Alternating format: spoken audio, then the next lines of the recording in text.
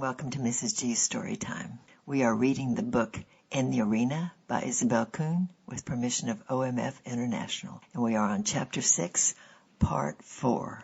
The afternoon of the second day's travel, we had come to some very famous sharp curves of the Burma Road, with unguarded precipitous drops at the edge. I do not know anything about driving, but as we whirled around those hairpin turns and gaily struck up big rocks lying on the rough road, I thought to myself, guess it's all right, but this looks to me like dangerous driving. I was just wondering about it when we struck another big stone, and there was a ripping and a pounding sound. The entrails of the engine seemed to fall out. Bang, bang, bang. Something underneath was dragging and bouncing. The brakes were broken, and the wheels would not respond. The side of the road dropped off into a steep cliff. I heard John shouting, "Jump, Belle, jump!" But where to? Outside of the cab door was the edge of that cliff. I just sat still and cried in my heart. Lord, you promised. I will watch over you wherever you go, and I will bring you back to this land. It's not Bashan yet. I was still quoting Genesis 28:15 when the driver somehow managed to turn the wheel towards the steep rock bank of the mountainside and away from the dangerous edge. Then Ava and I opened the cab door and got out. What a sight met our gaze. Soldiers were lying in the rough gravel road with heads gashed, open, bloody, and groaning. Dr. Roots and John and Colonel Hesse had jumped running, of course, but the poor common Chinese soldiers just off the farm and with no experience of trucks or modern machinery had jumped straight. The next few minutes were busy ones. Irate, Colonel Hesse was shouting orders to tie up the driver. Dr. Roots was kneeling beside the wounded with his first aid kit open. "Build a fire and boil some water for sterilizing," he called to us. A fire? In the middle of the Burma Road? Unpractical me, I stood and gaped. It was little Ava who ran to the hillside to look for twigs, and it was she who got the fire going and boiled water in a surprisingly short time. I helped hold heads up while the gashes were bathed clean, and the doctor bound them up. Straightening up to ease my back at one time, I looked over the edge of the cliff and gasped in astonishment to see about 100 feet down the wreck of what was once had been a truck. I called John's attention to it. He grunted. "One has gone over here." Sure enough, it's a miracle we didn't go too. Incidentally, we had a good chance to preach Christ to those poor soldiers of our escort. Stranded on this lonely stretch of the Burma Road, 6 or 7 miles from Wao, the nearest village, we had nothing to eat and darkness was approaching. Colonel Hesse was still flying about, making one of the soldiers climb a telephone pole. Soon I saw an interesting sight, a field telephone set up. He called the military headquarters at Bashan and explained our predicament. "All right," they answered. "Tomorrow a truck will come and get you." So that night we slept in a broken truck on the road. The next day we got no further than Wao, a little hamlet restaurant that catered to the trade of the Burma Road. This, by the way, was where the trail to Le Sulin comes out on the motor road. But Colonel Hesse wished to go to Bashan first, and so did we in order to buy our staple foods of flour and sugar and so on. And so the Lord fulfilled his promise and brought me again into that land. Will I ever forget that vision of Bashan, swept clean after the destruction? "How deserted lies the city, once so full of people," were the only words that came.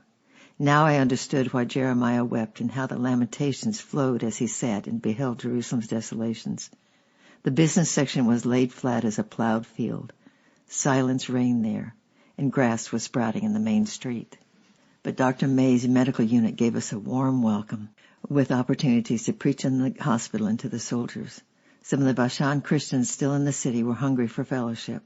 We learned that with the exception of one paralytic, not a Christian was killed in that awful bombing, although at least one of them was right on the main street at the time. Praying hard, she crawled under the culvert and was saved. Our hearts went out to those who were left, but God was taking care of them. Army personnel were constantly coming and going, so business was good. We were on our way to dinner with a Christian brother one afternoon when 2 soldiers sent by Colonel Hesse came to say that he had obtained horses for us to ride and to carry our goods, and we would leave tomorrow. And so began a long, slow trek into the Salween Canyon. If we'd been by ourselves, we would have made much better time, but Colonel Hesse was in charge and we had to delay when he chose to. It was the rainy season and often we were soaked to the skin, but we had good places to stay at night. We stopped a day at 6 Treasures where Colonel Hesse left us. This was the home of the 3 feudal lairds, who entertained the colonel to more than food. I was invited out by the laird's ladies to whom I preached whenever I had the opportunity. That last afternoon while I was away and Ava was alone, Colonel Hesse appeared and tried to take advantage of her, offering her a college education if she would go to him.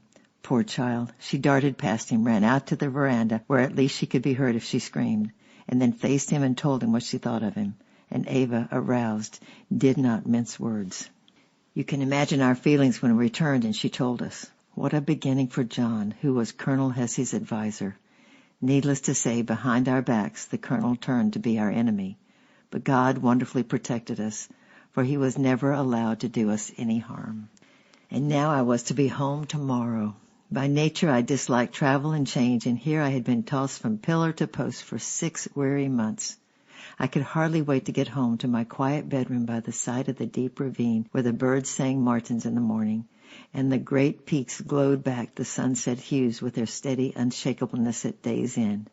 I longed to get my roots down comfortably in familiar places, and this, my last little candle flame, had to be blown out. I had forgotten that the missionaries who had refugeed to our home from Bashan must necessarily have changed things. With 5 workers in a house where John and I had been the only 2, and with 3 of them seriously ill, the furniture had to be changed around. Outside, home looked just as usual, but inside nothing seemed to be as I had left it. I felt like a stranger under my own roof. It seemed as if my last little candle flame of human love had been extinguished. The superintendency had taken my husband. No matter where we lived, he would be away from home much of the time. War had taken my little girl. Marriage had taken my laissez helper, and now home was no longer home. My roots could not sink down and be comfortable. This seemed to be the last straw that broke the camel's back. To my utter shame, my inner feelings were revealed to those dear guests, and I had to apologize and ask their forgiveness. They did forgive me, but I never forgave myself. The sun went down in clouds. The moon was darkened by a misty doubt. The stars of heaven were dimmed by earthly fears, and all my little candle flames burned out. But while I sat in shadow, wrapped in night, the face of Christ made all the darkness light. By Annie Johnson Flint. And now, lest you think my dear master was too hard on me, I want to point out some things. The difficult lessons of 1942 taught me to fear leaning heavily on human props. I had surrendered my husband, child, friends, all I possessed, long ago. But this was something deeper. This was relinquishing my rights to them. This was holding them, but on the open palm of my hand. Alice McFarland, principal of our language school in Yangzhou and a dear warrior saint, had taught me a metaphor. She said, keep your treasures in the open palm of your hand. If you hold something tight, clenched in your fist, God may have to hurt you in order to open your fingers and take it from you. But if it is offered on an open palm of your hand, you will hardly know when it is gone. I never found it so easy that it did not feel when my treasures were taken, but it did make a tremendous difference. It prevented me from collapsing or sprawling. Hannah Hurnard in Hind's Feet on High Places expresses this truth in a different way. Little much afraid, says her beautiful allegory, longed to go with the shepherd to the high places. She goes through many trials to get there, and the final and greatest is a descent into the steep canyon called the grave. In this deep valley there was an altar and a priest, and here she was asked to let the priest reach into her heart and pull out the plant called natural affection, root and branch. When I read that, I nodded my head with delighted recognition. That was what happened to me in 1942, when all my little candle flames burned out. It does not mean that after such an experience all affection is gone. Just the very opposite is true. But affection in its natural state is dealt with. Affection, especially with intense natures, as it comes to us from Adam, runs to excess if given free rein. Those who belong to Christ Jesus have crucified the sinful nature with its passions and desires, said Paul in Galatians 5:24. Uncrucified love runs to inordinate affection and selfish possessiveness, which blights rather than blesses. Little Much Afraid gave up the plant of natural affection, but she had already received the plant of the Lord's love in her heart. When we allowed the Lord to nail our affections to the cross, to use a scriptural metaphor, we do not cease to love. We love even more widely. but it is a love stripped of corrupting influences. Love is not killed. Only the seed of corruption in natural affection is killed. To go back to the practical illustration, when the little candle flames of human joy were allowed to burn out, it hurt. So when God gave me a new one, presented Ava to me, I was immediately on my guard. Natural affection would have prompted me so to embrace her that we would become all in all to one another. Crucified affection caused me to love her, but always be alert that it might never become inordinate affection. Always I reminded myself, the time will come that I must do without her. How should we live so that when the time comes, we can each separate without being undone? That is, never to let the other one become indispensable, so that when the human prop is removed, there is a painful sprawl. Never let home become so indispensable that at his call I cannot give it up. This brought me into the realm of unexpected freedom and relaxation. Human loves do not cease to delight, but they no longer enslave. Now, I do not want to profess that from the year 1942 on, I never again defaulted in this matter of enslaving affections. I defaulted often enough to keep me humble and totally cast upon the Lord. I cannot even sustain the lesson I learned without His help. My own strength is entirely untrustworthy, but through the experiences of 1942, I received a wholesome fear of what disobedience would do to me, and that fear helped to keep me looking to Him. Crucified affections lift you into the realm of childlike simplicity and relaxation. Unless you become like a little child, you will never enter the kingdom of heaven. Matthew 18:3. The little child takes each day as it comes.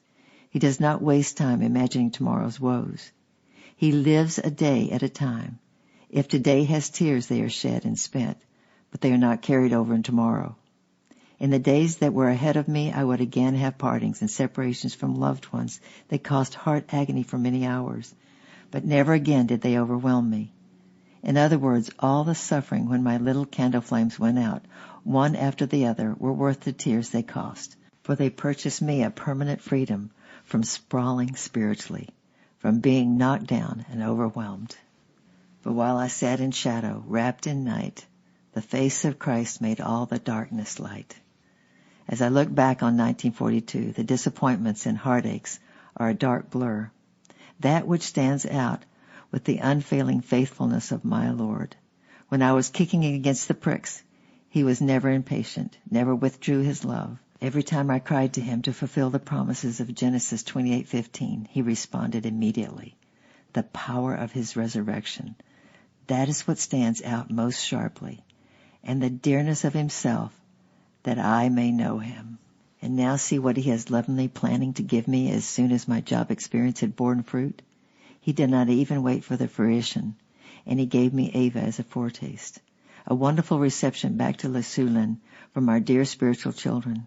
I could not even imagine that in a year's time a little baby son with red gold hair and snow-white skin would be cuddling in my arms. It was beyond thought that our home should be moved from Oak Flat and that I would be put right down beside Lucius and Mary in the village of Olives. And yet that is what happened. And there I had not only Lucius and Mary, but Ava and Danny as well. These plans of my dear Lord were all piled up waiting for me, just around the corner of the future. And He who is so lovingly dear to me will be the same to you. Next time it will be Chapter 7, Small Harassments. I love you. I'm praying for you. Bye-bye for now.